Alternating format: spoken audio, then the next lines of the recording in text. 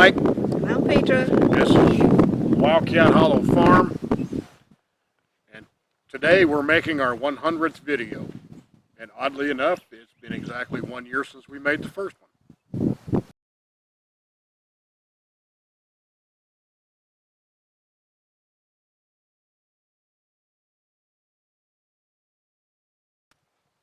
We posted on Facebook asking for questions and things like that, suggestions for the 100th video.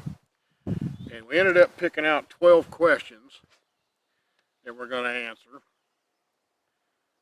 And we're going to kind of answer them separately. That way people get 2 points of view instead of just me talking all the time. Number one is, why did we pick southern Missouri? Would you like to start? Well, I don't know. I didn't pick it. Okay, I picked southern Missouri. I'm very familiar with the area. I lived in this region for 13 years prior to this. Love it here. The people are wonderful. It's about as remote as you can get in Missouri, and we like that. I like that. The terrain is very much like Petra's home in Franconia, as well as the forest, but the colors are a little different.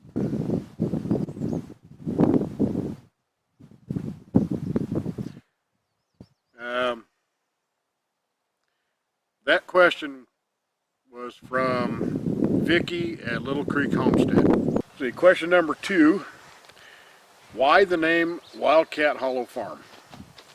And James at Ozark Mountains goes to ask that one. I had planned on naming it something else. Petra ended up naming it Wildcat Hollow Farm. No. I didn't name it that. It was already named that because that just happens to be the name it's got on the map. It's the terrain feature that the house actually sits in. Wildcat Hollow is one of the valleys that run north and south out here. And our farm actually happens to sit right in the mouth of it as it runs into another valley. So that's why Wildcat Hollow Farm. Number 4, favorite memory. For me, it's the day, which was February 2nd, 2020, that Petra arrived here in the United States. Finally. That's my fondest memory. And that question comes from Artio in Finland. And Petra's favorite memory. My favorite memory would be pretty close to that one, and thanks for the question, Artio. It's, of course, the same. It's the day I arrived, when I walked off the airplane and actually walked out the gate and saw him the first time. So that's the fondest memory of the last year, I'd say. Question number 4, also from Artio. What's the biggest achievement? And after having discussed it with my lovely lady here, it's the same answer as the last one. Petra getting here. Because it was an uphill fight all of the way from the start. It took almost a year for her to get approved to get the green card, which is really stupid because she's already had one. When we were married before, she had a green card. So that was probably the biggest achievement, and also the fondest memory, because that's what got her here. And also goes in line with the next question, which would be the biggest challenge. And I think the biggest achievement and the biggest challenge was getting here and getting here debt-free. So that means we started this new life with clean, zero debts. I spent the 6 months that Mike was already here working on the farm. I spent those in Germany working and putting all the money that I made into paying off the debts that we had, or that I had mostly. And We actually managed to start off here absolutely debt-free, and that's was a big challenge and a very big achievement. Yes, very much so. Number 6. Favorite spot? That's going to be a hard one. Not for me. Where our farm is situated could not be any better if I had planned the map myself. So the whole entire farm is my favorite spot. And he's right, of course, the whole entire farm is absolutely full of favorite spots. It's dead smack where we want it to be. It's got great terrain. It's packed full with great spots. So I would have to say I have many favorite spots on the farm already that I like to visit, but one of the most favorite ones is probably behind the house up on a hill where you can overlook most of the valley and most of our achievements of the day, and that would be one of my most favorite spots. Number 7. Again, this comes from Artio in Finland, and she asks, what would be our biggest or our tips for beginners? And my first primary tip would be to tell people, don't overwhelm yourself. Do one thing at a time until you understand it and can do it before you start the second one. Say if you're going to get chickens and you plan on getting rabbits and ducks and etc., get one, get it under hand, get a routine going, then add the second one before you overwhelm yourself with too much.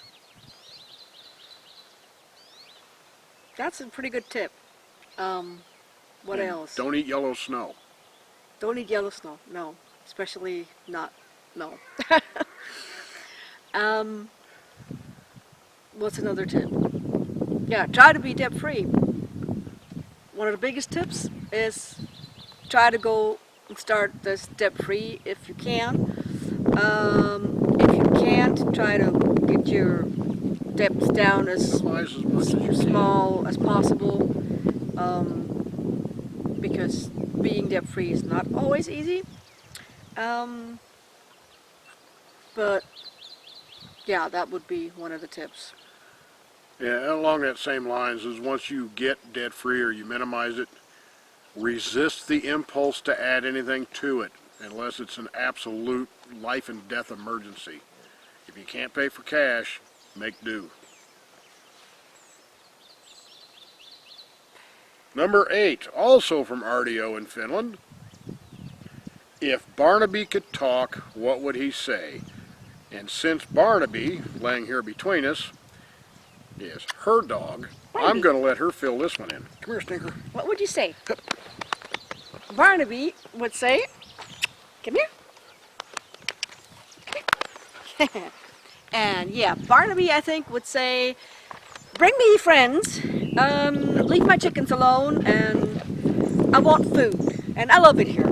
And I think that's basically Barnaby's message. And the moving sticks are nasty. Yes, and what are those moving sticks? Snakes. Copperheads. But yeah, that's what Barnaby would say. Bring me friends, and I'm enjoying myself. Question number 9 comes from Mike at Square One Farms.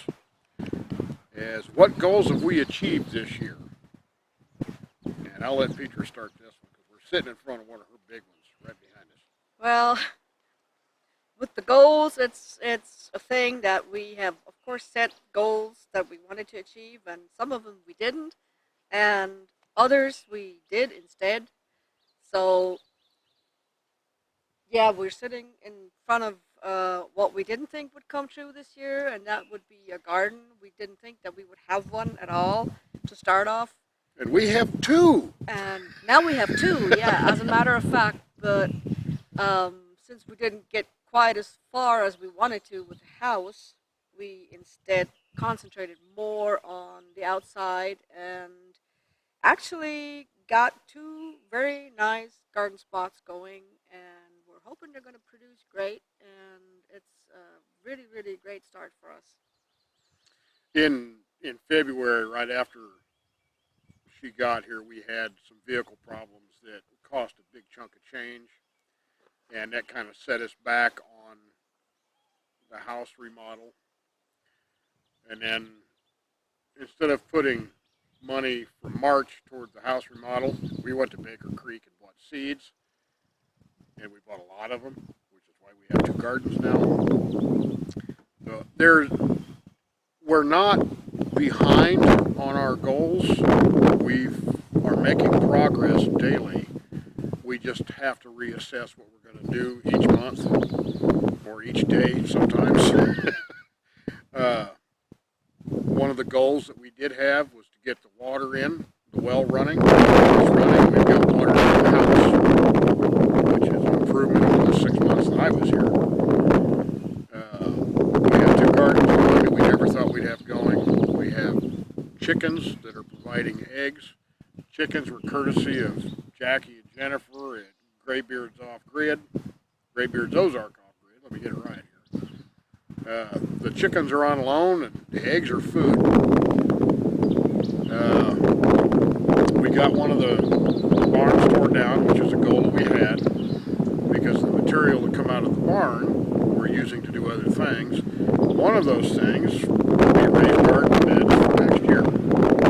So I can start cutting that up and getting the materials ready for that, and get those built, and then we can start filling them, because it's going to take a lot of dirt, a lot of rotted material. Anything else you can think of? Well, actually, we have many, many things that we've got accomplished already. Most of them, of course, due to my lovely husband, because he's working from morning to night I'm lazy. I don't without work. break. And just And do what the boss tells me. we have quite a bit of fence line cleared and taken out because the old fences are 99% trash. We've got many, many dead trees cut down. Many more to go. Many more to go, but we have part of the pond cleared already to where you can actually get to it. We have the south pasture looking almost like a pasture. We have the main pasture, started working on that and got some of that cleared out. So we have lots of things accomplished, and of course we got in the house. We have quite a bit done already also, even though not as much as I'd maybe like, but it'll get there at some point. No. We've achieved much. Some of our goals we've done well with. Some of them we've kind of missed, but we've hit with other ones. So we're doing all right. We're progressing, and that's the important part. That brings us up to the next question. Question number 10 is, what are the goals for the next year, or for this year, basically? Not to be digging my own grave. You won't have to do that. I'll do that. Oh, now she's going to volunteer to do it while it's on camera. Just kidding. We're like this all the time, believe it or not. Goals for this year are, for me, yes, I'd like to get part of the house finished inside so we can move upstairs and out of our basement, which is really damp and yucky to live in, just a little. So that would be a goal that we'd like to achieve at some point this year, is moving upstairs. And hot water. And hot water. I want a shower. We haven't had yet. Well, I've had my first shower since I got here the other day, outside with a garden hose. Naked outside with a garden hose. Yes. So first shower in 3 months, and at some point I'd like to be able to take a shower inside too, especially with before the winter comes, before the next winter comes. And so that's definitely a goal.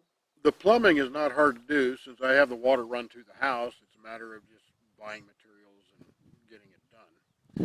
But in the course of that, I also have to replumb everything because none of the plumbing that was in there is worth doo-doo or worth using for doo-doo, as the case may be. So there's some custom work involved with that, specifically for a shower stall. But right at this point, it's mostly drywall. We once we get the drywall, we can actually move upstairs. Windows, doors, You drywall. know, windows, doors, drywall. I mean, doors, I'm making those, so that's just a matter of me getting the material and doing it. Windows, we're going to have to buy those. Window seat, I have to make the framing for that. But there's quite a few projects for next year. We had to concentrate on getting the garden in because that's important for food. I need to get a garden house, well house up between now and the first frost because it needs to be insulated to keep the water lines from freezing. Drywall was the big next step in the house. Even without new windows, we can put drywall in as long as the windows we get are the same rough opening fitting that the ones that are in there. Reframe it again.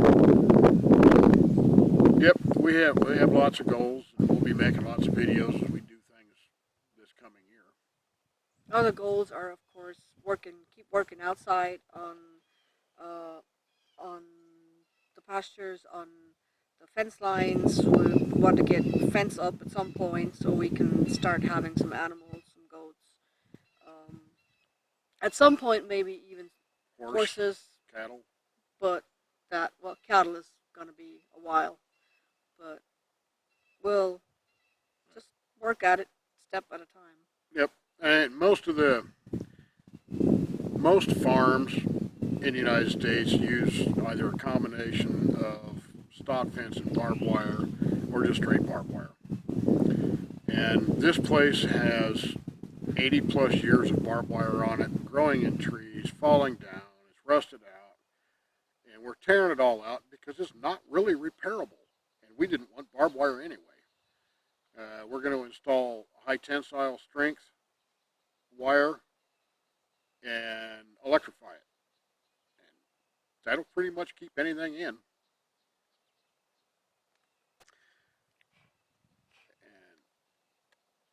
number 11, from our friend Pim in Germany. Who do we owe thanks to? That's a long list. That's a very long list. Jackie and Jennifer. Up front. No, let's start in the beginning. Let's start in the beginning. Let's start in the beginning. We owe more than words can say to my aunt in Germany who made this impossible dream possible at all. That's the greatest Number thanks one. we owe to. And number two would be, of course, you agree. I'm thinking Vincent, James, and Lucy. Vincent, Lucy first for making it possible for me to even get here. And then Vincent James, who came down and did the walkthrough of the house before we actually signed a contract and stuff. And my little sister Vanjie and her husband Mongo for helping out, letting us stay there when she flew in, when I flew in, putting up with my crap for years. Yeah. Being the backup support. Being backup support. We got to thank our neighbors up here. There are really, really, really good people. Jeannie and Joe and Adam and Billy and Ronnie and Dana and Larry and Gayla and Regina and Frenchie, Bob and Marcia, Sean and Crystal. The list is so long.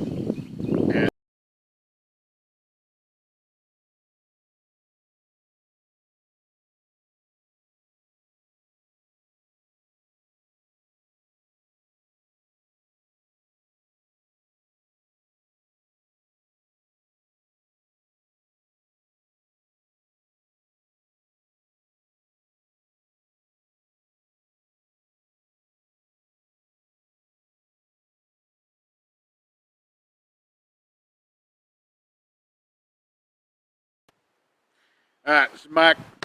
And this is Petra. And this is Barnaby's Barnaby. down here.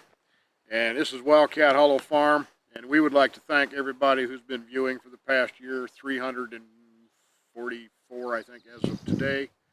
Hope the number grows, but that's not why we do these videos. We do these videos for us and our friends and our family.